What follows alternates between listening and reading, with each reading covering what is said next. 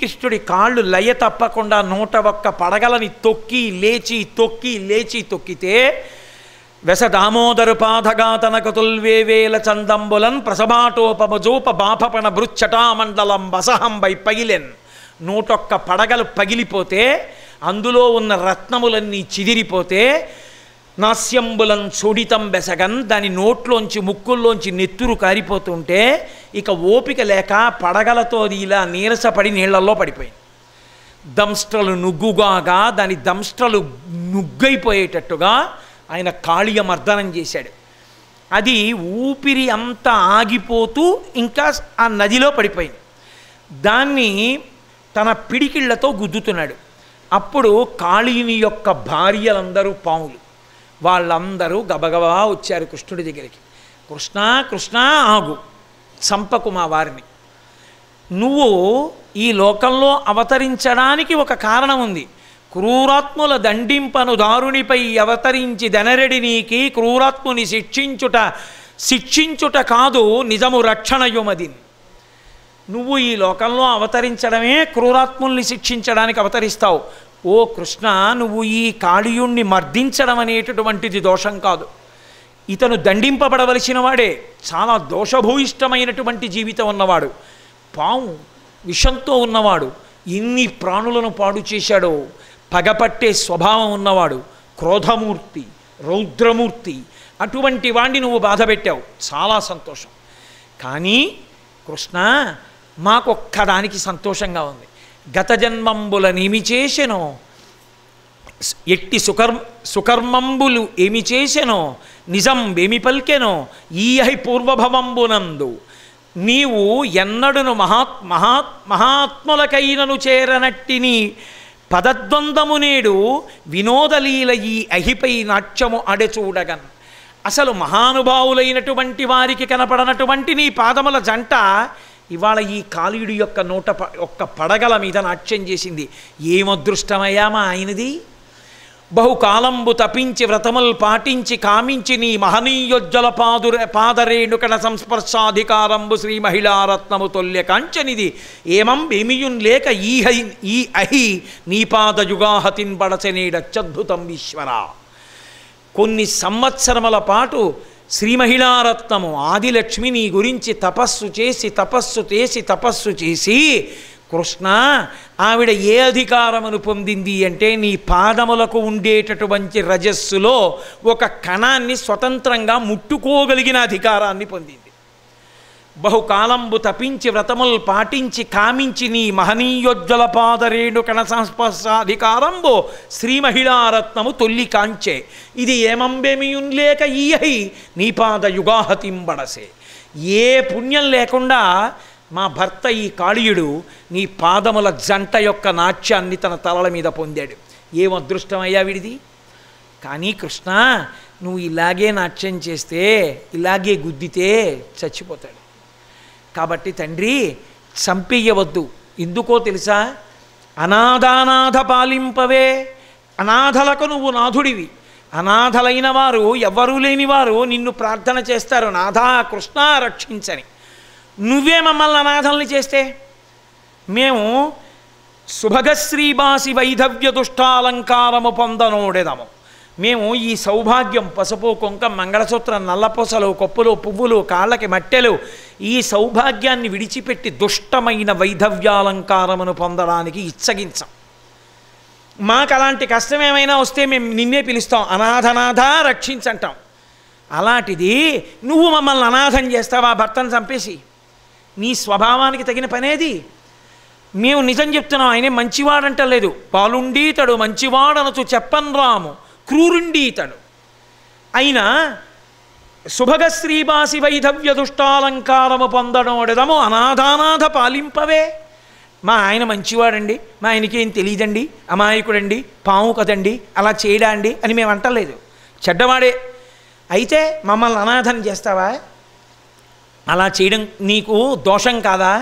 లక్ష్మీదేవి భర్త అయిన నీకు ఒక ఆడది భర్తని పొంది ఉండడంలో ఎంత సంతోషాన్ని పొందుతుందో నీకు తెలీదా? ఎంత దుష్టుడైతే మాత్రం మా పసుపు కుంకాలు ఆయన్ని చంపేస్తావా?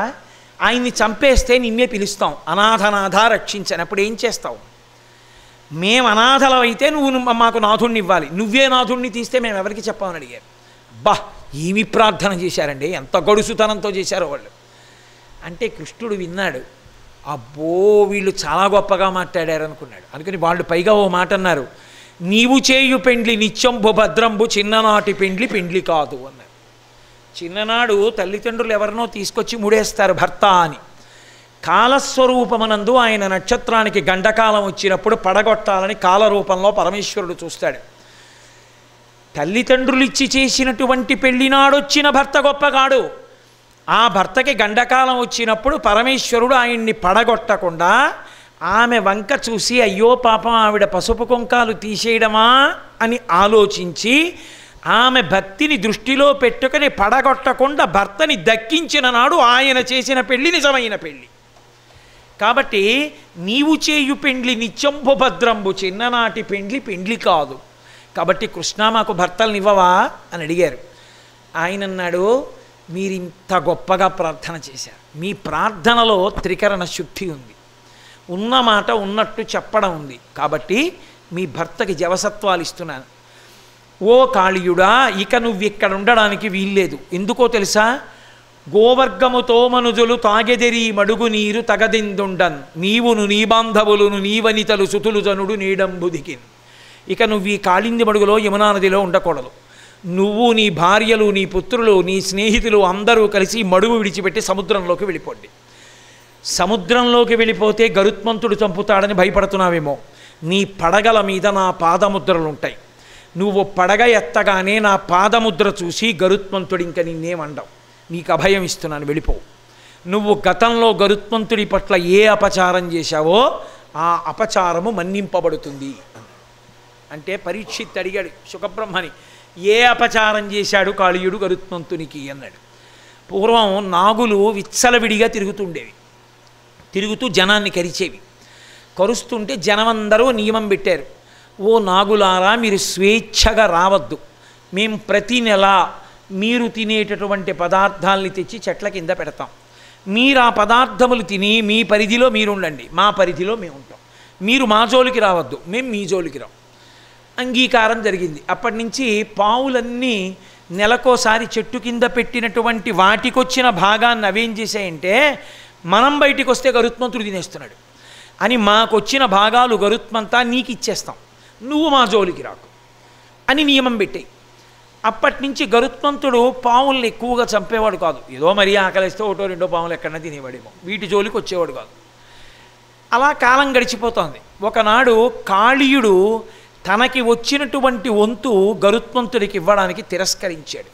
ఆ గరుత్మంతుడే పాటి, నా బలం నాకుంది, నా పదార్థం ఇవ్వను, ఒకవేళ ఇవ్వలేదని నా జోలికి వస్తే కరుస్తానన్నాడు. ఇది తెలిసింది గరుత్మంతుడికి. వచ్చి రెక్కలు అల్లార్చుకుంటూ వచ్చి కాళీయుడి జోలికి వచ్చాడు. కాళీయుడు పడగలెత్తి గరుత్మంతుడిని కాటు వేశాడు. ఆయన తన ఎడమ రెక్క పెట్టి కొట్టాడు. కొట్ట 101 పడగలు పగిలిపోయి నెత్తురు కారుతూ పారిపోయి ఆయనకొక్కడికే తెలుసు కాళీయుడికి ఒక రహస్యం. ఈ హ్రదంలోకి వెళ్ళి పడుకున్నాడు. ఈ హ్రదం దగ్గరికి గరుత్మంతుడు రాడు. కారణం ఏమిటంటే అక్కడ సౌభరి అన్న మహర్షి తపస్సు చేశారు. ఆయన నీటిలో నిలబడి తపస్సు చేస్తున్నప్పుడు చేపలన్నీ తిరుగుతుంటే వాటిని చూసి రోజు వాటితో అనుబంధం పెంచుకున్నాడు. ఒక రోజున గరుత్మంతుడు వచ్చి ఆ చేపల రాజుని ఎత్తుకుపోయి తినేశాడు. చేపలన్నీ ఏడిచాయి. ఋషి మెత్తని మనసు ఉన్నవాడు చూశాడు, అయ్యో పాపం రోజు ఇవి ఆడుకుంటూ ఉండేవి, ఏడుస్తున్నాయి, వాళ్ళ రాజుని ఎత్తుకుపోయి తినేశాడు గరుత్మంతుడు అని ఆయన శపించాడు. గరుత్మంతా ఎప్పుడైనా నేను తపస్సు చేసే ఈ హ్రదం దగ్గరికి వచ్చి నువ్వు దేన్నన్నా తిన్నావో మరణిస్తావు. అందుకని గరుత్మంతుడు రాడు ఆ హ్రదం దగ్గరికి. అందుకని గరుత్మంతుడు తనని చంపుతాడేమో అని కాళీయుడు పారిపోయి ఇచ్చి అందులో పడుకున్నాడు. ఇప్పుడు సముద్రానికి అడితే గరుత్మంతుడు చంపుతాడని భయపడుతున్నావేమో, నా పాదముద్రలు నీ పడగల మీద ఉంటాయి, అందుకని నీ జోలికి రాడు.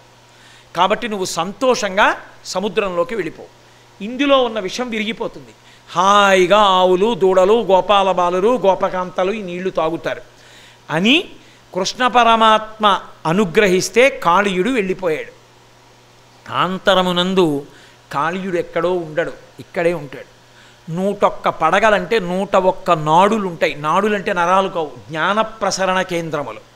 ఆ 101 నాడులు సాంసారిక విషముతో నిండిపోయి ఉంటాయి. ఆ విషంతో నిండిపోయి భగవదాభిముఖ్యము కలగనప్పుడు కృష్ణ పరమాత్మని తల మీద పెట్టుకుంటే, అంటే ఓ విగ్రహం పెట్టుకోమని కాదు నా ఉద్దేశ్యం, భగవంతుణ్ణి మస్తిష్కమునందు ధరిస్తే, ఆయన మనసులో పెట్టుకుంటే ఆయన్ని, ఆయన యొక్క తాండవము చేత విషము విరిగిపోయి జ్ఞాన ప్రసరణము కలుగుతుంది. మళ్ళీ ఆయన ముద్రలు పడతాయి. ఆయన ముద్రలు పడితే ఉపద్రవము లేని స్థితిలో మన సహస్రారము నిలబడి, అంటే సహస్రారము నిలబడి అంటే జ్ఞాన ప్రసరణ మార్గములైన నాడులు భగవద్భక్తితో నిండి మనము ఈశ్వరాభిముఖ్యమును పొందడానికి కావలసినటువంటి స్థితిని పొందుతామని ఆంతరముగా ఆ విషయాన్ని ఇందులో ఆవిష్కరిస్తూ ఈ కాళీయమర్దనమనబడేటటువంటి లీలని పరమేశ్వరుడు చేశాడు. బాహ్యమునందు పాములను అనుగ్రహించాడు. అందుకే దీని ఫలశ్రుతిగా కృష్ణ భగవానుడు ఏం చెప్పాడంటే, నిన్ను నే శాసించిన కథ, నిన్ను నేను తాండవం చేసి సముద్రానికి వెళ్ళిపో అని చెప్పినటువంటి ఈ కథని ఎప్పుడైనా ఎక్కడైనా సాయంకాలం చీకటి పడిన తరువాత చెప్పినా, ప్రాతకాలంలో సూర్యోదయం జరగగానే చెప్పినా, ఆ చెప్పిన వాళ్ళు విన్నవాళ్ళు వీళ్ళిద్దరి జోలికి పావులు రావు. అంటే నా ఉద్దేశం పుట్టలో చేతులు పెట్టమని కాదు. ప్రమాదం ఏర్పడినప్పుడు ఆ పాము కరవదు, విషము నిలవదు అన్నాడు. అంటే నాడీమండల శుద్ధి జరుగుతుంది కాళీయమర్దనం విన్నంత మాత్రం చేత. అంత గొప్ప లీల అని భగవానుడు ఫలశ్రుతి చెప్పినటువంటి అద్భుతమైన లీలలలో ఒకటి కాళీయమర్దన లీల అని ఇవాల్టి నా ప్రసంగాన్ని పూర్తి చేస్తూ, అబ్బో ఇప్పటికే చాలాసేపు 2.5 గంటలు మళ్ళీ ఓ సినిమా ప్రసంగం చేశాను. తల్లేదో నన్ను మధ్యలో ఆదుకున్నారు పరదేవతా స్వరూపంగా. కాబట్టి ఇవాళ నా ప్రసంగం పూర్తి చేస్తూ, రేపు ఒక చిన్న మనవి, ప్రతిరోజు 8 గంటలకి ప్రసంగం చేస్తున్నాను. రేపు మీరెంత తొందరగా లేచి రాగలరో ఒక పరీక్ష. 6 గంటలకే ప్రసంగం చేస్తాను. 6 గంటల నుంచి నువ్వు వేదిక మీద కూర్చుంటే మమ్మల్ని తినేస్తావు 9 వరకు అనుకోకండి, 1.5 గంటన్నరే మాట్లాడతాను. ఎందుకని అంటే నాకు ఒక కోరికతో 6 గంటలకి తెచ్చా ఉపన్యాసాన్ని. శ్రీశైలంలో నేను ఒకటి చూడాలి అని అనుకున్నాను. అది చూడడానికి కృష్ణమూర్తి గారు అనుమతి తీసుకున్నాను ఇవాళ. అక్కడికి వెళ్ళడం కోసం 6 నుంచి 7:30 ప్రసంగం చేస్తానండి అన్నాను. వారు ఉదారులు, అందుకని వారు అన్నారు ఫోన్లే అలాగే చెయ్యి అన్నారు. 6 గంటలకి ప్రసంగం ప్రారంభించేస్తాను. భాగవతం శుకబ్రహ్మ చెప్పినప్పుడు ఎంతమందికి చెప్పాడు? పరీక్షిత్ ఒక్కడికే. మీ అందరూ రావాలని నేను కోరుకోను, మీ అందరి కోసం నేను ఎదురు చూడను. కృష్ణమూర్తి గారిని తెచ్చి కుర్చీలో కూర్చోబెట్టి చెప్పేస్తాను.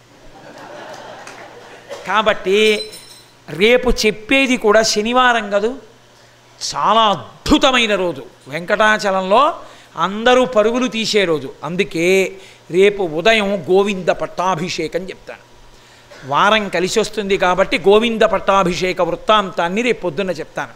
చెప్పి నేను ఎక్కడికి వెళ్ళాలనుకుంటున్నానో ఒక చోటికి అక్కడికి వెళ్తాను. వెళ్ళొచ్చి సాయంకాలం ప్రసంగం మాత్రం 6 గంటలకే ప్రారంభం చేసేస్తాను. ఎందుచేతనంటే రేపు నేను భాగవతం మీద చేసేటటువంటి ప్రసంగాల పరంపరలో చిట్ట చివరి రోజు. నిజానికి చాలా చెప్పాలని ఉంది మనసులో. ఇంకా కంససంహారం చెప్పలేదు, కోలయా పీడనం చెప్పలేదు, చాణూర ముష్టికల్ని చంపడం చెప్పలేదు, లేకపోతే రాసలీల చెప్పలేదు, లేకపోతే అసలు ఆ గోపకాంతలతో అయ్య బాబోయ్ వాళ్ళందరూ రాసలీలలో చెప్పిన పద్యాలుంటాయి. పున్నాగ కానవే పున్నాగ వందితు తిలకంబ కానవే తిలకనిటల. అసలు ఆ పద్యాలు పోతన గారు ఎలా చెప్పారా అనిపిస్తుంది. నల్లనివాడు పద్మనయనమ్ములవాడు. ఆ ఘట్టాలన్నీ చెప్పడానికి సమయం ఇది. కానీ ఉన్నంతలో ఎన్ని చెప్పగలనో అన్నీ నా శక్తి వంచన లేకుండా చెప్పాను. 2.5 గంటలు మాట్లాడడం అంటే ప్రతి పూట అందులో ఉన్న క్లేశం ఎటువంటిదో, అందులో నియమానికి కట్టుబడి గొక్క మంచినీళ్ళు తాగకుండా చెప్పాలి అంటే అందులో ఉన్న క్లేశం ఏమిటో అనుభవించేవాడికి తెలుస్తుంది. కాబట్టి నా సాధ్యమైనంత చెప్పాను, నేనేమీ తగ్గించలేదు ఎక్కడ. భాగవతమే చెప్పాను నేను చెప్పగలిగినంత.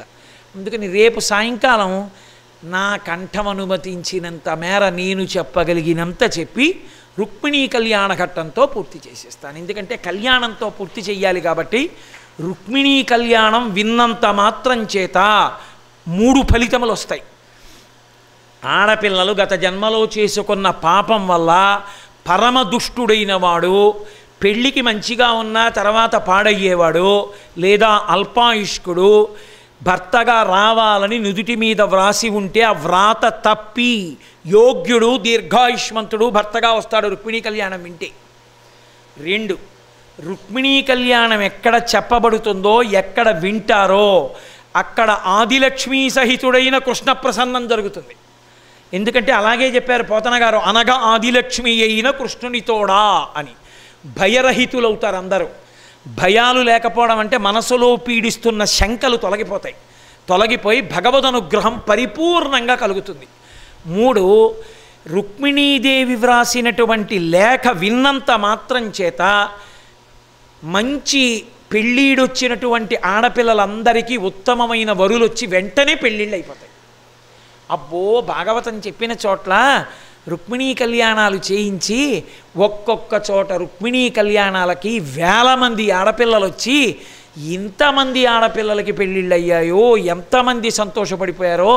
రుక్మిణీ కళ్యాణం అంటే నాకు ఒకటి గుర్తొస్తుంటుంది. సంపూర్ణ భాగవత ప్రవచనం చేయించాడు పరమేశ్వరుడు ఒకసారి కాకినాడ అయ్యప్ప గుళ్ళో నాతో. చిట్ట చివరి రోజున రుక్మిణీ కళ్యాణం పెట్టాం. రుక్మిణీ కళ్యాణం పెడితే కాకినాడ కాలేజెస్ అన్నీ సెలవులు ఇచ్చేసాయి, ఆడపిల్లలు వెళ్ళి కళ్యాణం చేసుకోండి అని. చిత్రం ఏంటంటే అంధులైనటువంటి ఆడపిల్లలు ఎస్కార్ట్తో వచ్చారు. దేవాలయాలు మూసేశారు ఆ రుక్మిణీ కళ్యాణం చూడ్డానికి వెళ్ళిపోదామని. చిత్రం ఏమైందంటే అయ్యప్ప స్వామి గ్రౌండ్స్ అంటే మా గోపాలకృష్ణ గారే, లాల్ బహదూర్ శాస్త్రి గారిలో అలా ఉన్నట్టుంటారు కానీ మనిషి, ఆయన దక్షత మీకు తెలియదు. కాకినాడలో చూడాలి ఆయన విశ్వరూపం ఏమిటో. ఇక్కడ అలా అణిగిమణిగి మామనమూర్తిలా పడున్నాడు ఆయన. అబ్బో, ఆయన దక్షతకి పరాకాష్ట కాకినాడ పట్టణం. కొన్ని వేల మంది పిల్లలు, గ్రౌండ్స్ అన్నీ నిండిపోయాయి. ఏకకాలంలో చేశాం రుక్మిణీ కళ్యాణం. చేస్తుంటే సాయంకాలం తగుదునమ్మా అని గురువుగారు వస్తున్న కారు అంటే 6:30కి లోపలికి వదిలిపెట్టేస్తారు. ఎవరు అడ్డురారు దానికి. ఎవరు అడ్డుతారులే అని నేను 6:15కి వెళ్ళా. గేట్లు వేసేసి ఏ కారు వెళ్ళదు, నువ్వు గురువుగారైనా ప్రవచనం చేసినా అసలు బాగున్నారు. తెల్లబోయా, ఇదేమిటయా నేను వెళ్ళకపోతే కళ్యాణం మొదలవదయా, రోడ్లన్నీ నిండిపోయాయి జనంతో. నా కారు వెళ్ళకపోతే ఎలాగే పోని నడిచెడతానన్నాను. కుదరదండి, ఇది ఎక్కడ గొడవ, జనంతో నిండిపోయింది. మీరు భాగవతం చెప్పారో చెప్పలేదో, మీరు గురువుగారు మాకేం తెలుసు. స్పెషల్ పోలీసుల్ని పెట్టేశారు, అవంతాను పోలీస్ ఫోర్సు. నన్ను పంపలేదు. పంపకపోతే అప్పుడు వేరే గేట్లోంచి పెడితే వాళ్ళు గుర్తుపెట్టి, అయ్యో కోటేశ్వరరావు గారు అయినా ఈయన వెళ్ళకపోతే కళ్యాణం మొదలెట్టరని నా కారు అక్కడ దాకా పంపిస్తే ఆ బ్యారికేడ్ల దగ్గర వీళ్ళందరూ నించున్నారు. అప్పుడు లోపలికి వెళ్ళాను. ఏదో అదేంటి తేనెటీగా పట్టుపురుగు తనన్నుకున్న గూట్లో తానే చిక్కుపడిపోయినట్టు భాగవతం చెప్పి రుక్మిణీ కళ్యాణానికి నేనే వెళ్ళలేకపోయాను. అంత పెద్ద కళ్యాణం అసలు కనీ విని ఎరగం. చిత్రం ఏమిటో తెలుసా, మీరు చెప్తే నమ్మరు. రుక్మిణీ కళ్యాణం జరగగానే అక్కడే చాలామందికి పెళ్ళిళ్ళు సెటిల్ అయిపోయాయి. మగపిల్లల తల్లిదండ్రులు వచ్చి నిలబడ్డారు. నిలబడి ఆడపిల్లల్ని చూసుకున్నారు. చూసుకుని ఈ తల్లిదండ్రులతో మాట్లాడి నిశ్చయం చేసుకున్నారు. రుక్మిణీ కళ్యాణం కాకినాడలో అయిన తరువాత నాకు వచ్చినటువంటి శుభలేఖలు ఒక గోనె బస్తాతో వచ్చాయి. అయ్యా మీరు వచ్చి అక్షతలు వేయండి అని. అయ్యా నేను ఇన్ని పెళ్ళిళ్ళకి రాలేను, నాది కాదండి గొప్ప, రుక్మిణీ కళ్యాణాన్ని అంత గొప్పగా రచన చేసిన వ్యాసుడి గొప్ప, పోతన గారి గొప్ప. అమ్మ మాకక్కర్లేదు కృతజ్ఞత, మీరు పిల్ల పాపలతో వృద్ధిలోకి వచ్చాక అమ్మ అయ్యప్ప స్వామి గుడికి వెళ్ళి నమస్కరించండి అనేవాడిని. ఆ తరువాతి కాలంలో నేను ఎక్కడికి ప్రవచనానికి వెళ్ళినా 5-6 ఆడపిల్లలు భర్తలతో వచ్చి నమస్కారాలు పెట్టేవారు. రుక్మిణీ కళ్యాణం చేశాక మాకు పెళ్ళయిందండి. ఇది ఒక్క కాకినాడ కాదు, ఎన్ని చోట్ల అనుభవం. మొన్నటికి మొన్న పెద్దాపురం గోపాలకృష్ణ గారు ఆపలేకపోయారు జనాన్ని. తెల్లవారకట్ట పాసుల కోసం అలా వచ్చేస్తే నాకు ఫోన్ చేశారు, గురుగారు జనాన్ని ఆపలేకపోతున్నాం, ఏం చేయమని. అంత అద్భుతమైనది రుక్మిణీ కళ్యాణ ఘట్టం అంటే. అటువంటి రుక్మిణీ కళ్యాణ ఘట్టం విన్నంత మాత్రం చేత శరణాగతి కనుక కృష్ణ భగవానుడి యొక్క పరిపూర్ణమైన కటాక్షము లభిస్తుంది. కాబట్టి రేపు సాయంకాలం రుక్మిణీ కళ్యాణ ఘట్టంతో పూర్తి చేస్తాను. భాగవతం అయిపోయిందనకూడదు. 7 రోజులంటే బతికున్నంతకాలం భాగవతం చెప్తూనే ఉండాలి, చదువుతూనే ఉండాలి. కాబట్టి ఉదయం గోవింద పట్టాభిషేకం, సాయంకాలం రుక్మిణీ కళ్యాణం. శనివారం కాబట్టి 6 గంటలకే, చక్కగా 8 గంటలకైతే మళ్ళీ దుర్ముహూర్తం ఉంటుంది, 8 వరకు నేను ముందు వచ్చి కూర్చోకూడదు. కాబట్టి 6 గంటలకే ప్రారంభం చేసి గోవింద పట్టాభిషేకం చెప్తాను. మీలో అవకాశం ఉన్నవారు తప్పకుండా వచ్చి వినవచ్చు. మంగళాశాసనపరై మదాచార్య పురోగమై సర్వైశ్చ పూర్వైరాచార్యై సత్కృతాయాస్తు మంగళం. మంగళం కోసలేంద్రాయ మహనీయ గుణాత్మనే చక్రవర్తి తనూజాయ సర్వభౌమాయ మంగళం. ఉమాకాంతాయ కాంతాయ కామితార్థప్రదాయినే శ్రీగిరీశాయ దైవాయ మలినాథాయ మంగళం. కరచరణకృతం వా కర్మవాక్కాయజం వా శ్రవణనైనజం వా మానసం వాపరాధం విహితం వా సర్వమేత్తక్షమస్వా శివ శివ కరుణాబ్ధే శ్రీమహాదేవ శంభో. సర్వం శ్రీ ఉమామహేశ్వర పరబ్రహ్మార్పణమస్తు. స్వస్తి.